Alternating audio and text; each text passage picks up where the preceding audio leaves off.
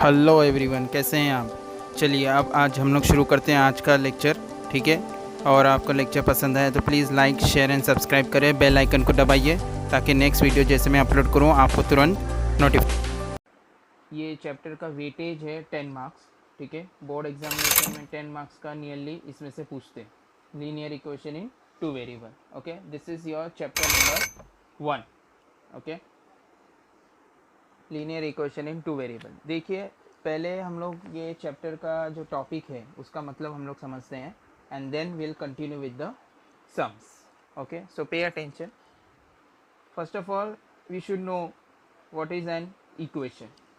Okay, so equation is a mathematical statement with at least one variable and having an equal sign.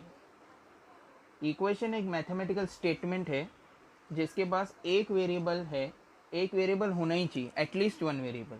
At least one variable का मतलब होता है कि एक variable या एक से ज़्यादा होगा तो चलेगा, एक से कम नहीं होना चाहिए। ठीक है, और इक्वल टू साइन होना चाहिए। Okay, we'll take the examples. x plus 3। ठीक है, ये इसमें वेरिएबल तो है बट इक्वल टू साइन नहीं है, तो ये इक्वेशन नहीं होगा। बट अगर इक्वल टू साइन आ जाता है तो फिर ये इक्वेशन होगा। ओके, अब ये इक्वेशन है, yes, x plus 3 equal to 0, is it a equation? Yes, it is an equation. Next, y plus 3 equal to 0, is it a equation? Yes. x square plus 4x plus 3 equal to 0, is it a equation? Yes. Again, y square plus 5y plus 9 equal to 0, equation? Yes. X plus y is equal to 5, yes, it is an equation. 3x plus 5y equal to 9, yes, it is an equation. Now we have understood what is an equation. Okay, now let us understand linear. What is the meaning of linear? Linear means what? Okay, you have heard about the linear graph, a graph which is a straight line. Okay, a graph which contain a straight line, that is called as a linear. Okay, linear means single, one. तो यहाँ पर an equation with degree 1, जिसका degree 1 होगा। Degree means power, degree we are talking about, we have learn in a lower classes. Okay, जैसे अगर x plus 3 equal to 0, ये equation अगर हम लोग देखें, ये x प्लस 3 इक्वल टू 0, तो इसमें वेरिएबल का डिग्री देखा जाता है। ठीक है, कांस्टेंट नंबर का डिग्री क्या होगा? 0 होगा, लेकिन वेरिएबल का क्या होगा डिग्री? जैसे x है तो x का डिग्री क्या होगा? 1। अगर मैं ये इक्वेशन में देखूँ x square plus 4x plus 3 equal to 0, तो यहाँ पे हाईएस्ट डिग्री क्या है? हाईएस्ट डिग्री 2 है। ठीक है, हाईएस्ट डिग्री अपने को देखना है, we have to see the highest degree. ये इक्वेशन में हाईएस्ट डिग्री 2 है, ये इक्वेशन में हाईएस्ट डिग्री 1 है। ठीक है, तो लीनियर इक्वेशन किसे बोलेंगे? जिसका डिग्री 1 हो। ठीक है, जिसका इक्वेशन 1 हो उसे हम लोग क्या बोलेंगे? ठीक है, तो इस तरह से लीनियर इक्वेशन आप पहचान सकते हैं, जिसका डिग्री, हाईएस्ट डिग्री क्या होना चाहिए? 1 होना चाहिए। अगर 1 से ज़्यादा है तो ये लीनियर इक्वेशन नहीं होगा। ठीक है, यहाँ पे देखिए डिग्री 1 भी है, ऐसा नहीं है, बट हाईएस्ट डिग्री क्या है? 2 है। Okay, because highest degree we are considering, so that is not an linear equation then. तो हाईएस्ट इंडेक्स ऑफ वेरिएबल मतलब हाईएस्ट डिग्री क्या होना चाहिए? 1 होना चाहिए for the linear equation. Okay, so this is a linear equation and this is a linear equation which you can see in the box. जो box में है वो लीनियर इक्वेशन है। ठीक है, अब ये जो लीनियर इक्वेशन नहीं है वो हट गए यहाँ से। अब हम लोग देखेंगे linear equation in two variables. कौन से लीनियर इक्वेशन? ये लीनियर इक्वेशन है सभी, ये 1 2 3 4, लेकिन कौन से दो वेरिएबल के साथ है वो हम लोग कंसिडर करेंगे। सी, अगर आप x प्लस 3 इक्वल टू 0 देखें, टू वेरिएबल्स के साथ ओके होने चाहिए, तो पहला इक्वेशन गायब हो जाएगा। x प्लस 3 इक्वल टू 0 क्यों गायब हो गया? क्योंकि उसमें एक ही वेरिएबल था x, और यहाँ पे देखिए, और y प्लस 3 इक्वल टू 0, इसमें भी एक ही वेरिएबल है, तो ये भी हमको नहीं चाहिए। तो बचा क्या? ये दो इक्वेशन बचे, x plus y equal to 5 and दूसरा है एक 3x plus 5y is equal to 9। तो इसे बोलते हैं हम लोग linear equation in two variables. So I hope you understood, we have discuss about equation, what is linear equation and then linear equation in two variables. Linear equation in one variable भी होते हैं, but वो अभी हम लोग discuss नहीं करेंगे, ये आपका चैप्टर का नाम है linear equation in two variable, तो इसमें हम लोग वही इक्वेशन कंसिडर करेंगे और वही इक्वेशन आपको दिए भी गए हैं जिसके टू वेरिएबल्स हो, ओके, और वो सभी लीनियर इक्वेशन होनी चाहिए, ठीक है। और ये linear equation in two variable solve करने का एक तरीका होता है, बहुत 4 तरीके हैं, okay, 4 methods are there to solve the linear equation in two variable that we are going to see. Standard form of linear equation in two variable क्या होता है? Standard form of linear equation in two variable is x plus b y equal to c. ये standard form है linear equation का, जहाँ पे x और y जो है वो वेरिएबल्स है और a जो है x का कोएफिशिएंट है, b जो है वो y का कोएफिशिएंट है और जो c है वो कांस्टेंट नंबर है, okay, it can be any constant number, okay. सो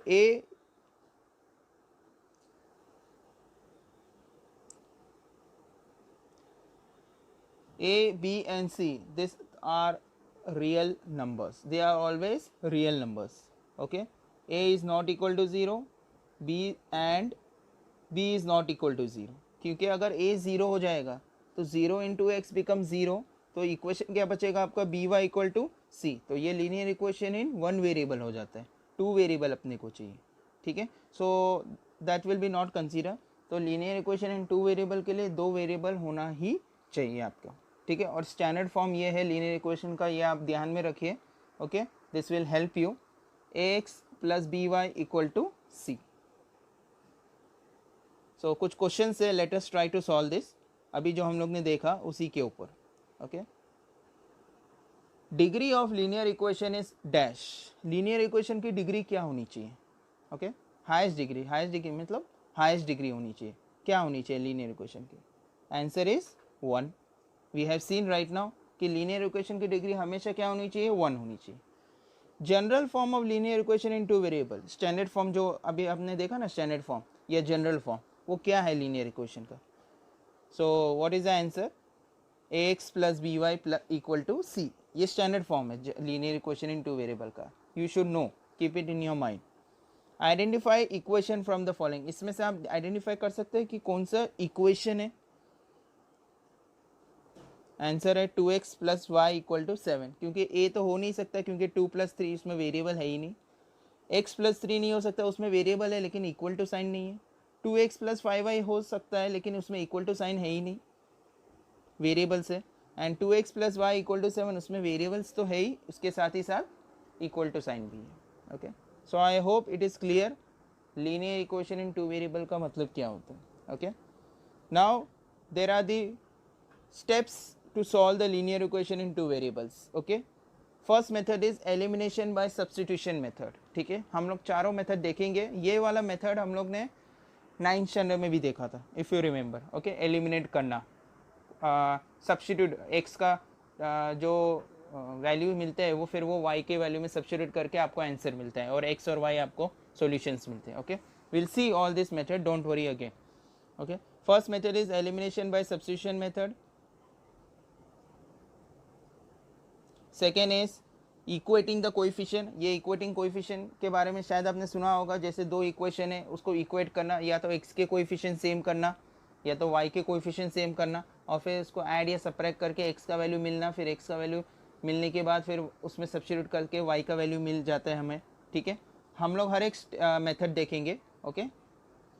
ये दूसरा मेथड है। तीसरा मेथड है Cramer's rule. This is new method for you, ये नया मेथड है, 10th स्टैंडर्ड में स्टडी किया जाता है सिर्फ ये क्रैमर्स रूल। फिर आगे हायर क्लासेस में भी ये आपको आएगा अगर आप मैथ्स लेते हैं तो, ठीक है।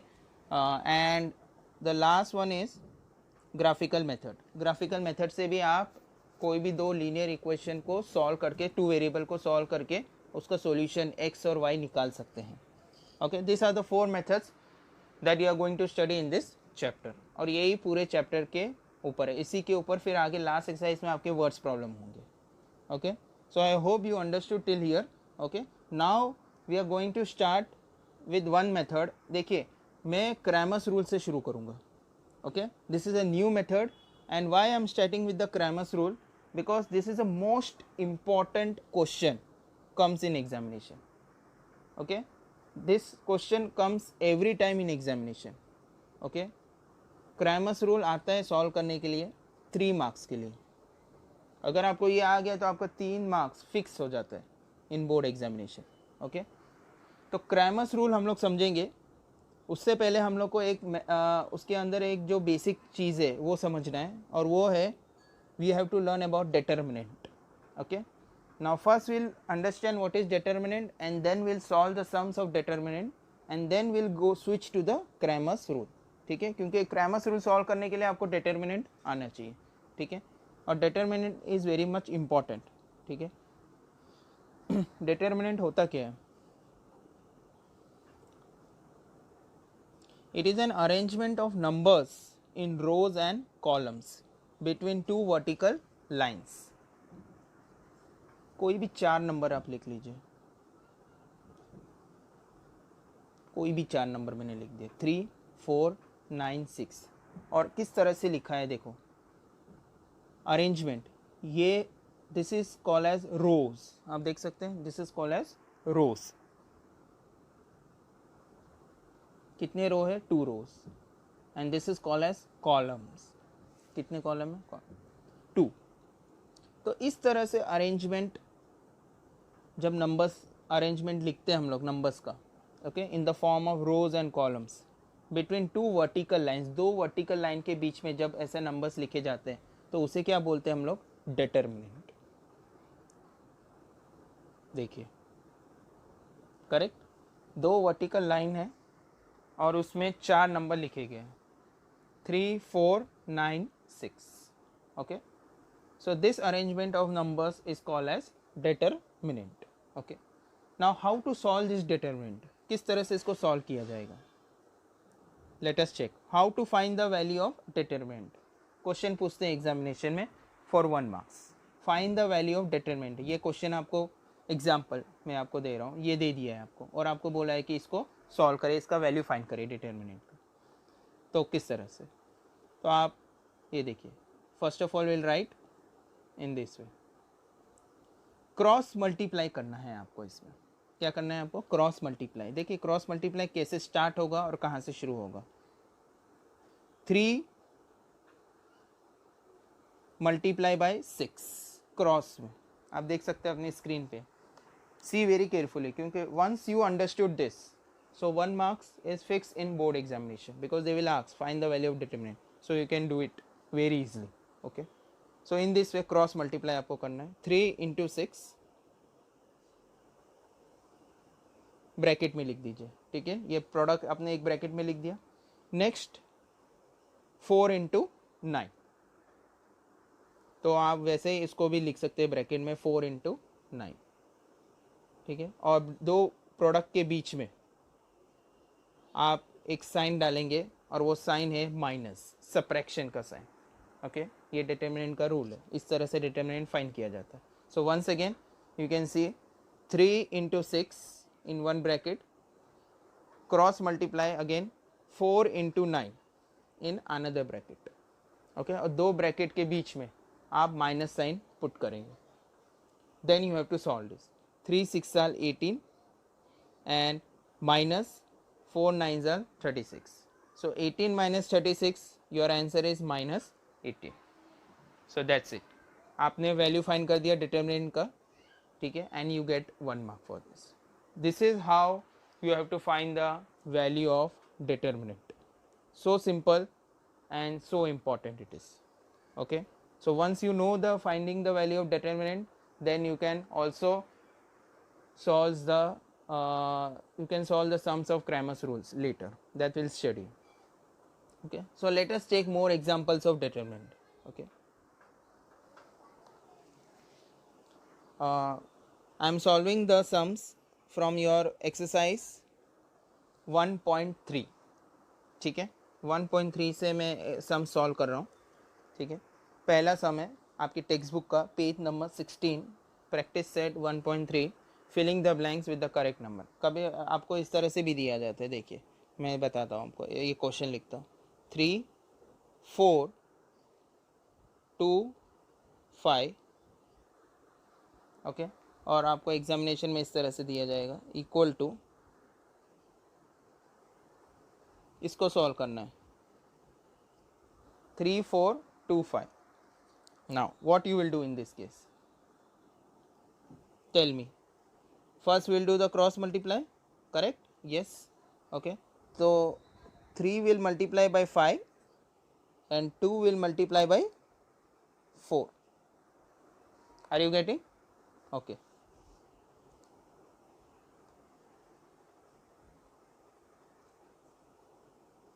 So I will do here 3 into 5 minus sign 2 into 4. Okay, so I'll solve this now. 3 5s are 15, 2 4s are 8. So 15 minus 8 is what? 7. This is your answer.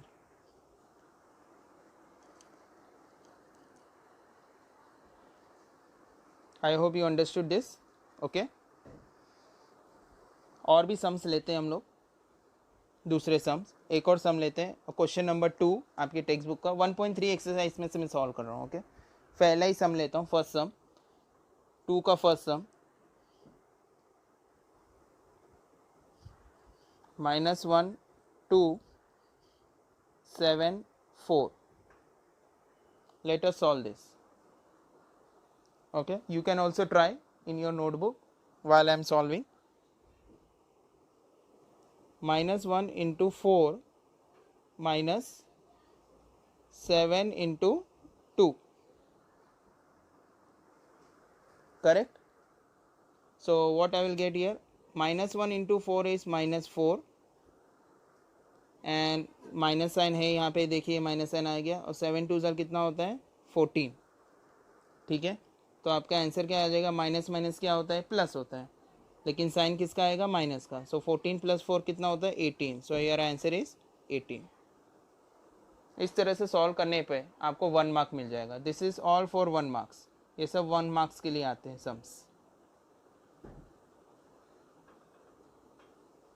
In examination. इसमें भी क्रॉस मल्टीप्लाई हम लोग ने किया है. यहाँ पे आप देख सकते हैं, ये देखिए -1 into 4 एंड 7 into 2. हमेशा क्रॉस मल्टीप्लाई आपको करना है. Always you will get the sums.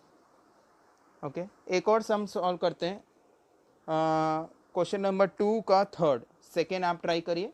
ठीक है, मैं आपको दे देता हूँ लिख के, आप देख लीजिए. अगर आपके पास टेक्स्ट बुक है तो ठीक है, otherwise you just note this sum. Second sum है ये टेक्स्ट बुक का. 5 - 7 3 0. ठीक है, ये आप ले लीजिए, आप ये सॉल्व करिए. Okay, this will be homework for you. Okay, मैं एक और सम सॉल्व करता हूँ आपकी टेक्स्ट बुक से ही. थर्ड सम 7/3 3/2 5/3 1/2. ठीक है, ये टेक्सचुअल सम है आपका. नाउ सी किस तरह से ऐसे टाइप की सम सॉल्व करना है. इसमें भी आपको वैसे ही करना है जो हम लोग करते हैं नॉर्मली, क्रॉस मल्टीप्लाई. ये आपको याद रखना है. ये देखिए, ये क्रॉस हो जाएगा, ये इसके साथ चला जाएगा और ये इसके साथ चला जाएगा. ठीक है,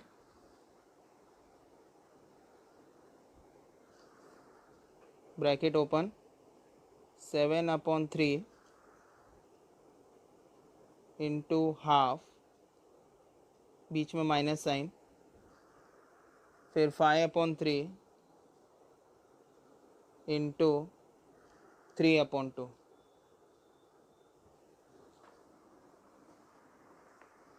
then 7 1s are 7, 3 2s are 6, minus 5 3s are 15, 3 2s are 6. You can see the numerators are same. देखिए यहाँ पे भी 6 है और यहाँ पे भी 6 है. ठीक है, तो आप क्या करेंगे, इसको डायरेक्ट आप इसको सॉल्व कर सकते हैं.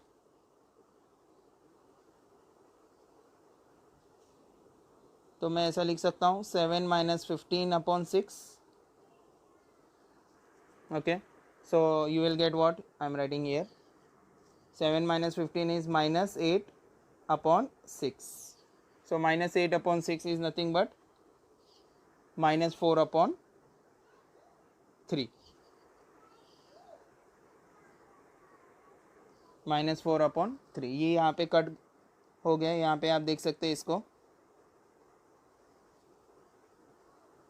2 4s are 8, 2 3s are 6. ठीक है. सो माइनस 4 अपॉन 3 ये आपका फाइनल आंसर है. Minus 4 upon